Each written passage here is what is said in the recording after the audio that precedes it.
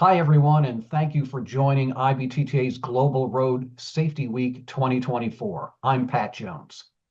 My guest today is Michael Vardi, co-founder and CBO of Valerann, an ITS company that enables road operators to leverage diverse mobility data to make real-time decisions. Michael was a scholar at Tel Aviv University, where he got his Bachelor of Science in Philosophy and Politics, and a Blavatnik Scholar at London Business School, where he was awarded his MBA degree. Michael, it's great to have you with us. It's great to be here, Pat. Well, Michael, this week is IBTTA's first ever Global Road Safety Week, and we're speaking with individuals who have a strong connection to roadway safety. So to begin, Michael, tell us about yourself and your company, Valerann. Sure. So I'm Michael. I'm one of Valerann's co-founders, the CBO, what that means is that I'm entrusted with the commercial aspects of the company around product, sales, marketing. And what I get excited about is working with our partners, the road operators, around looking at data and how they can use that to improve their operations, use their safety. And that's kind of why I'm at Valerann. What Valerann is an AI data company that enables road operators to leverage all of the data that we have in our ecosystem to make better decisions in real time, decisions that ultimately have a direct impact on the level of safety on our roads, the efficiency, the sustainability of our networks, and also the economic prospects of our clients. All right, very good. So, Michael, IBTTA's Be Safe Together campaign is a call to action, and it's a reminder that every person on the road is part of a community of people who deserve empathy and respect. So, Be Safe Together emphasizes the little choices that drivers make at each step of their journey that can make a big difference in other people's lives. I'm thinking our campaign theme seems to fit well with one of your beliefs that the biggest determiner of road safety is driver behavior. Say more about that. So I think the way I think about driver behavior, there's kind of like the choices we make, before we go on the road and the choices we make when we're on the road. Before we go on the road, are we rested? Do we know where we're going, that we're not going to have to look like down throughout the way, etc.? These are super important. But also the choices we make when we're on the road have a huge impact. And sometimes we're not aware of it because we don't really think about the people around us and how our actions impact their actions. And we've all been there. We're driving, we're stressed, and all of a sudden, someone like, I don't know, overtakes us suddenly, and we are suddenly anxious. Now, in that moment, we were lucky. We had our wits about us and we could continue driving, but that doesn't always happen. If you are, for a moment, you forget the people around you and you overtake from the left aggressively, you don't know the impact that you're having on the people who are driving next to you. Someone might be distracted and stressed next to you, and that small action you just took made them get distracted just enough to take an action that they can then be felt kind of as a shockwave, like on the traffic behind you. So you've already passed, but you don't know how your actions have been absorbed by the people behind you and the impact that has. And that impact, might be absorbed and everything will be okay, but it could also have catastrophic results. And so it's a reminder to all of us that we have to be kind of kind and considerate when we're on the road, because how we interact indirectly with all the drivers around us is felt, and it has this butterfly effect, and it can result in quite serious consequences. So driver behavior, even in the small way, matters, and we just have to remember that. Michael, you've articulated that in such a good way. I hadn't thought about the simple act of overtaking somebody on the left or the right, rapidly and sort of sending a shudder into the system. And it really points out that the little things do make a difference. The little things add up. Mhm. You've said in another context that safety is a game of incremental improvements. Say more about that and the importance of taking an incremental approach to safety. 100%. So, I mean, just as the example before, right? There's so many elements that influence the level of safety on a network. and so many elements that are ultimately influencing how drivers behave in every specific context. And so it's important that all the players in the ecosystem, be it the drivers, the operators, different stakeholders, look at everything that's happening and see how can we make small improvements that will just make the driving experience that much easier to be safe. And so, I mean, we can talk about this in the Valerann context, which is the data context. A lot of the times we look at what's going on the road and we can see how specific elements, specific risk factors increase the overall risk, and how attending to a small factor in one location can reduce the overall risk of an entire section of road, the entire network. And nothing ever solves everything. And as a result, what we can do is piecemeal, kind of say, here I can make it slightly less likely that there'll be a sudden break. Here I can make it slightly less likely that people will slip because of black ice. Here I can make it slightly less likely that someone will hit the end of a queue. All these small things you do will make small 1% improvement, 2% improvement, and that's ultimately the only way to get to the net zero vision.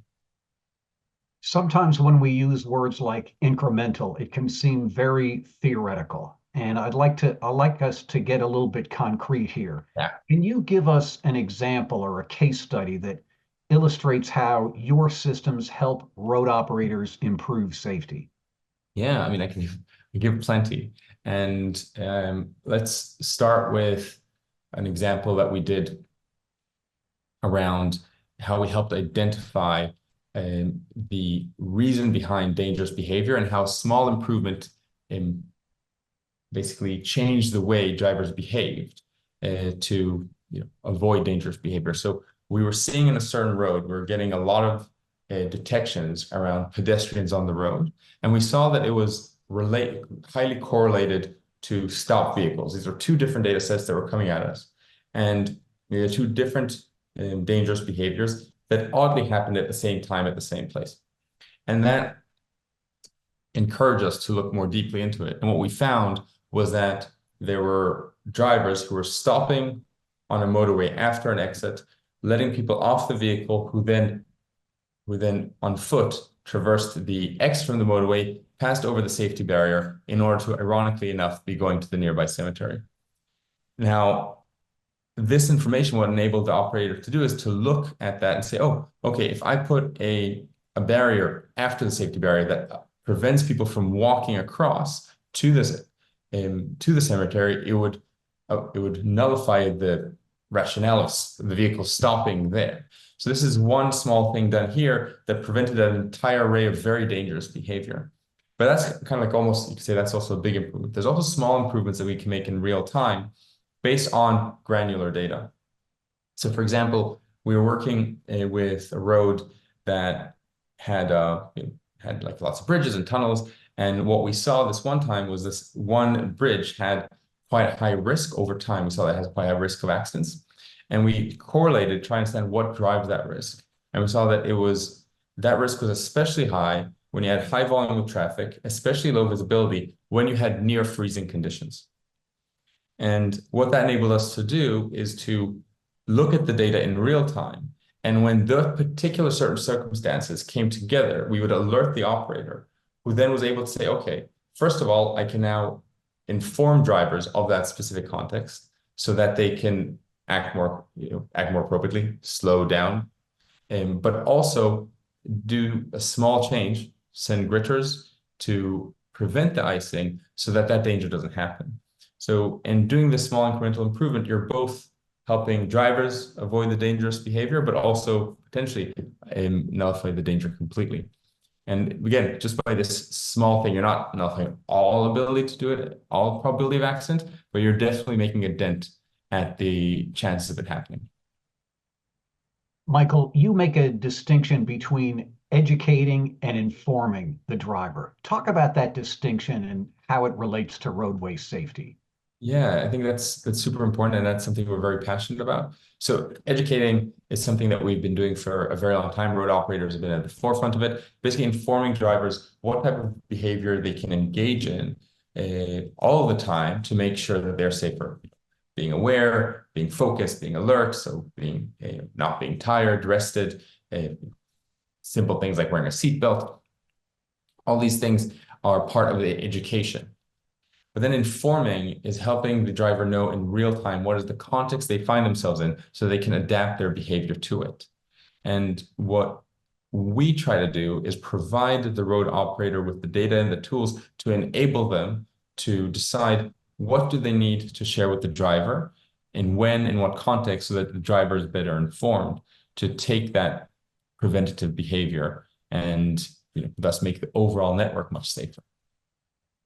You use the expression real time, which to me seems like an overused expression. Explain to us what real time is. Why is it so important when it comes to roadway safety? Yeah. So, well, I mean, if we go back to driver behavior, right? Different driver behavior is either safe or unsafe at different times. Driving slowly is not necessarily safe. If you drive slowly on a free flow motorway, that is not safe. And so the real-time context is super important to inform a driver of how they need to be behaving. So what we do is we look at what's happening real time and what's happening right now. What's the context right now on the road?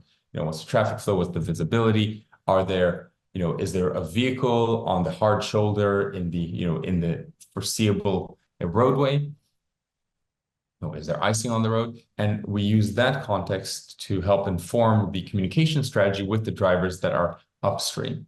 And that enables the drivers then to make better decisions. So for example, usually you're supposed to drive on the rightmost lane. However, if you have a vehicle that is protruding into the rightmost lane, you want to inform the driver ahead of time so that they can move to the left lane. If you have icing on the road, you want to let them know so they can drive more slowly and have a larger distance from the vehicle ahead of them. Giving them that information so that just before they reach the place, they can engage in that behavior. That is what we talk about informing, and that's what we mean by real time. So this week, Global Road Safety Week, we have several themes or several driver behaviors that we're trying to influence.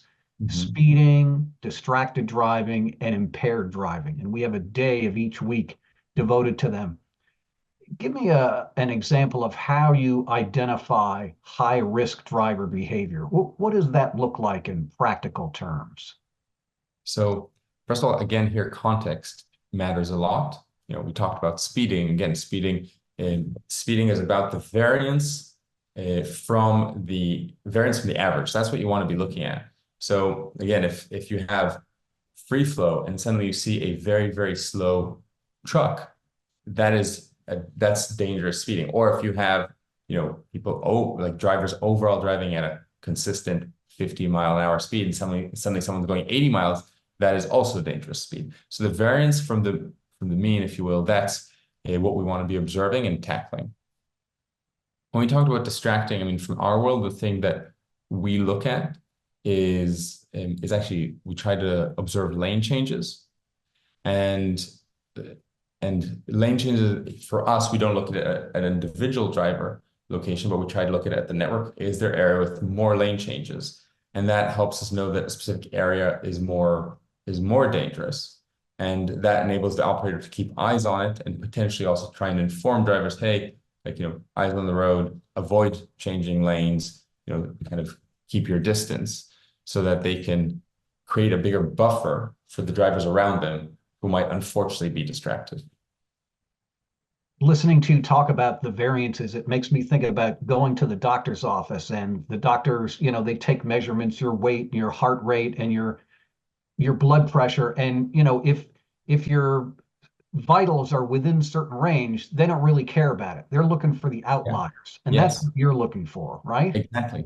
That's exactly right. And, and that metaphor, and you can think also of our road networks as, as the kind of the blood network and providing oxygen to our whole nation. So it's quite right. And then when you have specific organisms within that block it or act disruptively, that can cause a disruption and damage throughout the whole network. So you're right; those outliers are important because they're the ones that put the entire network at risk. Michael, your business seems to be organized around the question, how do we enable operators to inform drivers so that they can be safe? Is that an accurate characterization? And tell us why. So 100%, I mean, our business is around enabling operators. We believe that operators are the epicenter of our industry, of the, of this massive and crucial piece of infrastructure. And the more they are enabled and the more power they have to make decisions, to inform, to execute, the safer and more efficient our journeys will be.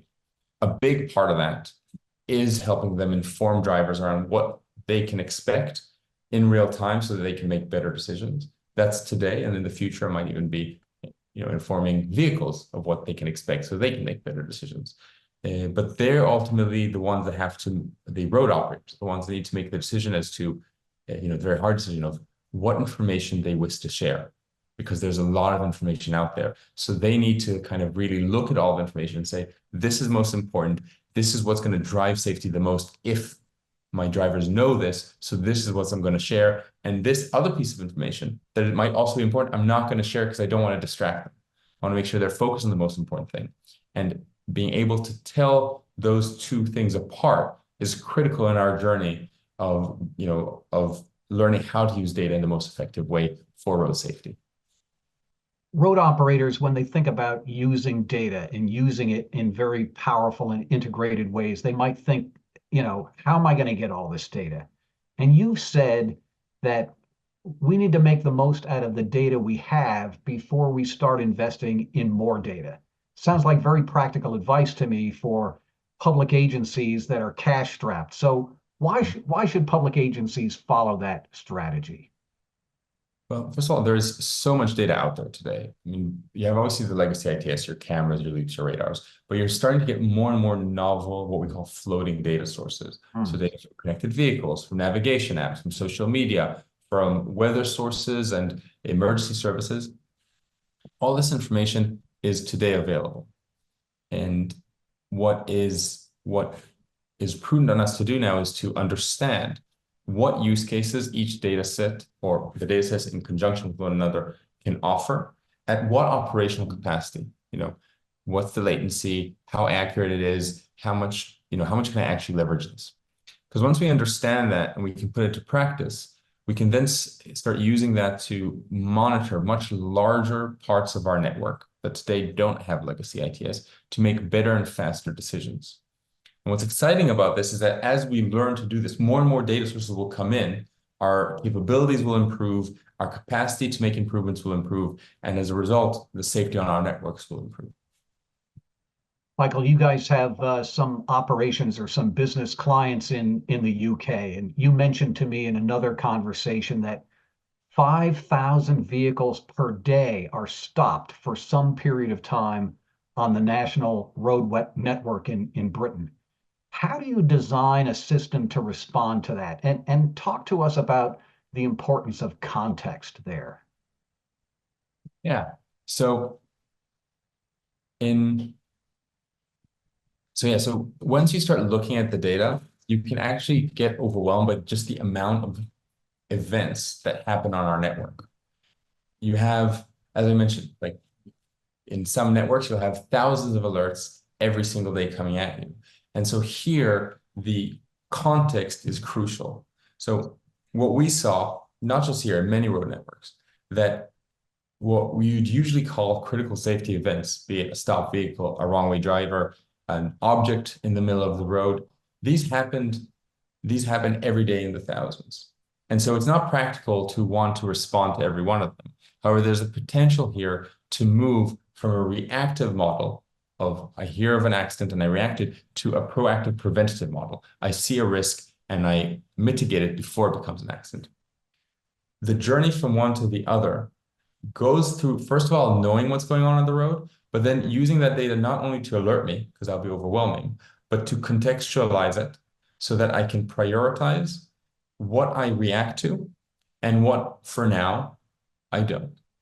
So let's be practical here for a second. Let's say you have a stopped vehicle. A stopped vehicle can be either incredibly dangerous or or not that urgent, depending on a lot of things. Is it on the live lane or the hard shoulder? How large is the large shoulder? Is the hard shoulder? What's traffic like? Is it stopped or is it free flowing? What's visibility like? Is there ice on the road? Am I next to a tunnel or bridge or not? Having this information in conjunction with there is a stopped vehicle will inform the operator to know, do I need to respond to this urgently? Do I just need to inform drivers upstream so that they can take preventative measures? Or do I even just wait for now and see what happens? Because you know what? It's on the hard shoulder. The hard shoulder is 10 feet wide. Traffic is quite slow right now, so there's no real risk. That context really changes things. And if we leverage this, we can start going to a point saying the highest risk we mitigate, and we will see by doing so very quickly that we are actually potentially reducing accidents before they even happen. I like that notion of context, and it comes into play, every day in conversations. You read an email, and maybe you get a little inflamed by it, but then you realize, oh, what was the context of this? And you can decide how important it is, or whether you should even be upset at all. Yes. Yes. I notice you're wearing a shirt with the Valerann logo, and I understand there's a story about the logo and what it says about the road operators who are your customers. Would you tell us that story? Yeah, 100%. So, I mean, the logo has the V for Valerann, but the reason we put it for other ones who are like me, comic fans, who might see that this is quite reminiscent of the Iron Man logo and other such superheroes. And the reason I mention Iron Man is because Valerann, we are a technology provider. But we are not the superheroes. The road operators are the superheroes. They're the ones that are responsible to listen out if someone's in trouble. And if there's a risk, they're the ones who coordinate a response and make sure everybody's safe. And if there's an accident, God forbid, they're the first ones on the ground to try and secure, to mitigate, to help save lives. That is what superheroes do. What we do is we provide them the technology, we provide them the suit that makes them the superhero. And we believe that with that technology, with the data and the ability to use it, road operators have the potential of delivering huge improvements in road safety, both by understanding the context, but then also informing and educating drivers on how to drive more carefully within that context. I know our toll road operators are going to love thinking of themselves as superheroes. You heard it here first. Michael Vardi says you toll road operators are superheroes because you save lives every day. That's great. I love that. I love that. So, Michael, the history of your company suggests that private operators have been key to your development and success. Talk to us about that. Yeah, 100%. I mean, we used to be a kind of novel technology startup. We're much more founded now and have a lot of companies worldwide. But in the beginning, the first ones who would kind of, who would innovate with us and prove that our technology works and delivers impact were the private operators. They're the ones that have oftentimes both the financial incentive and resources and also procurement routes to make that happen. And this is crucial because what that enabled us to do is once we proved the impact with the multiple private operators we work with today, that opened up the route to start working with DOTs. And that's where we start seeing the state and the national level impacts once you work with these much larger operators. But our anecdotal experience is that it would have been a lot harder to try and go directly to that scale without going through the toll road operators. So I think here, toll road operators have this pivotal and crucial role in introducing innovation that can have a measurable large impact on safety into our entire industry by taking it on, seeing if it works, seeing how to make it work. Because it's not just about the technology, it's about what you do with it, and seeing how to make it work, and then showcasing the world, hey, this is what you could do, and then from there, let the DOTs adopt it. Michael, this has been a lot of fun, and we're almost out of time. But before we go, I want to ask you one last question. What final words of wisdom do you have before we sign off today? I mean, if you'll allow me, I'll say two quick ones. The first is to the road operators, is that there's a lot of technology out there, and here, but it's not just about the technology. Ultimately, it's about what you do with it. There's a lot you can learn, a lot data can give you, but you need to adapt what you do and how you do it to the technology to really drive that impact. That's number one. And to the drivers is just remember that that the way you drive is felt and it has an impact on the people around you, even if you don't see it, and you probably don't see it, but it does. So please consider that when you make your small choices, because those can have ripple effects around you that you will never see. Michael, thank you so much for joining us today. It's been a pleasure. And to And all all our viewers, thank you for joining us and be safe together. Thanks, thank you. everybody.